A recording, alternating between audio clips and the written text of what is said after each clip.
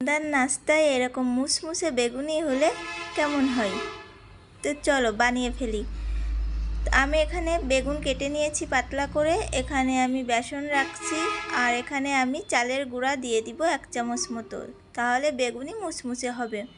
এখানে পরিমাণ মতো লবণ, পরিমাণ মতো হলুদ, আর এখানে দিব শুকনো লঙ্কা বাটা। তো তোমরা গুঁড়াও ব্যবহার করতে পারবা, আমার ঘরে গুঁড়া ছিল না, এজন্য আমি বাটাটাই ব্যবহার করেছি।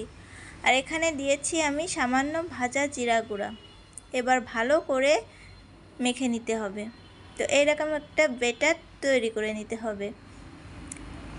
তো আমি তেল গরম হয়েছে কিনা একটু দেখব। তো দেখো আমার কিন্তু তেল গরম হয়ে গেছে। এবার আমি একটা একটা করে বেগুনিগুলো ভেজে নেব।